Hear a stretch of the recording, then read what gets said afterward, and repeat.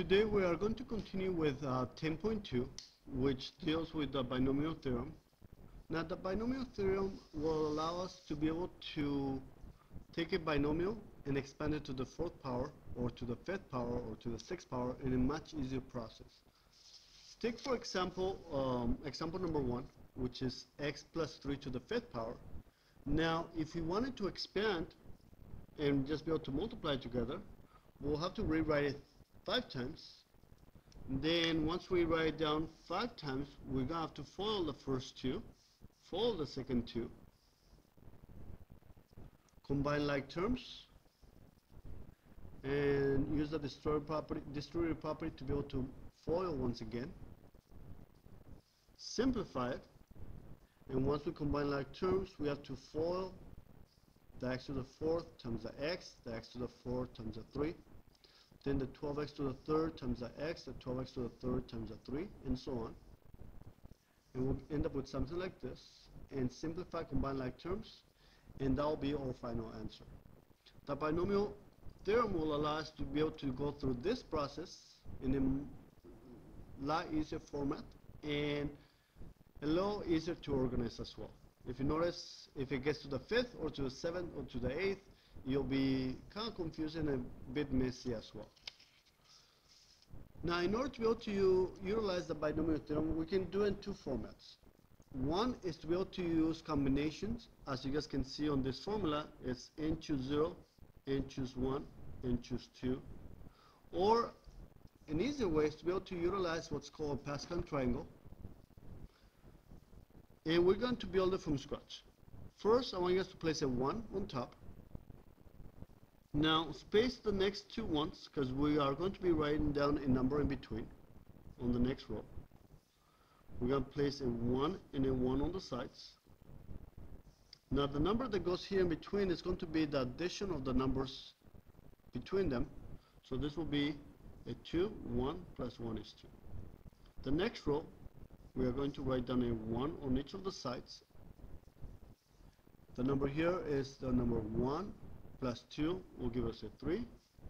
The number in between, 2 plus 1 will give us a 3. The next row, which is the 4th row, the number in between is the 1 plus 3 is a 4, 3 plus 3 is a 6, 3 plus 1 is a 4. Let's go and do 2 more rows. 1 and 1. The number in between is 1 plus 4 will give us a 5. 4 plus 5 will give us a 10. So 4 plus 6 will give us a 10. 6 plus 4 will give us a 10. 4 plus 1 will give us a 5. Now the last one will be a 1 and a 1.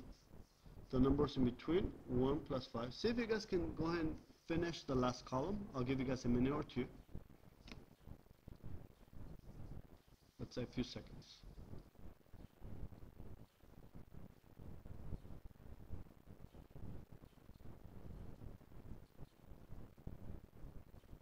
Ready?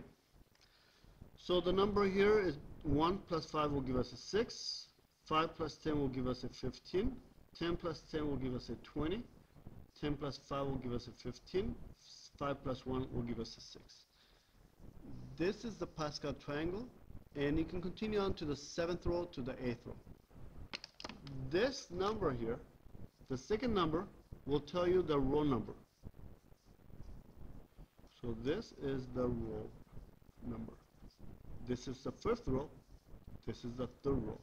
This is the 6th row. Here's the formula for the binomial theorem, but let's go and jump to example number 1. On example number 1, we need to be able to use the binomial theorem to write x plus 3 to the 5th power. Since the exponent is the 5, we need to be able to look for the 5th row, which is this one right here. Let's go and write down the numbers, and we're going to space them out. We are going to write down the 1, then the 5, the 10, the 10, the 5, and the 1. Now that we wrote down the first number, we're going to write down the value of a. If you notice, each of them will have an a. In this case, a will be x, and I'm going to write down on the left hand side. A will be x, and I'm going to place it in parentheses. X, x, x, x, x, and x. Now the exponents will start with the value of n, which is 5.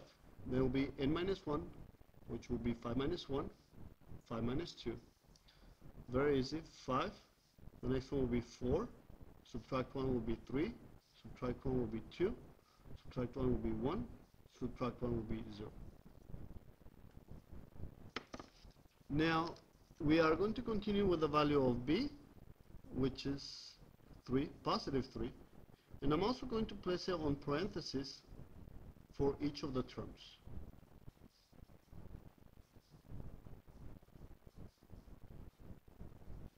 And let's not forget to place a plus in between the terms.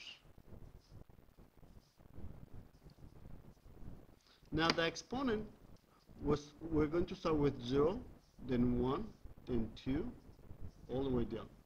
So 0, 1, 2, 3, 4, 5. And now that we have set it up, we can just simplify. This will give us a 1 multiplied by x to the 5th power. Now any number to the 0, we know that's always equal to 1, plus 5 x to the 4th. 3 to the 1 power is just 3, plus 10 x to the 3rd. 3 to the 2nd power will be 3 times 3, which is 9, and we are multiplying, plus 10 once again, x to the 2nd power. Now 3 to the 3rd power is 3 times 3 times 3, which is times 27, plus 5x.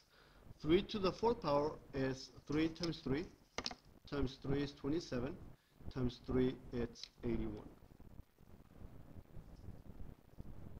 plus 1. X to the 0, anything to the 0 power is just 1, and 3 to the 5th power will be 243.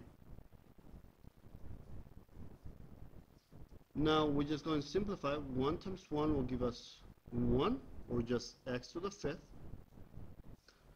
5 times 3 will give us 15, x to the 4th.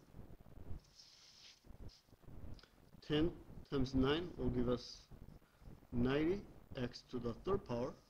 10 times 27 will give us 270, x to the 2nd power. 5 times 81 will give us 405, x. 1 times 1 times 243 will give us 243. And this will be our final answer.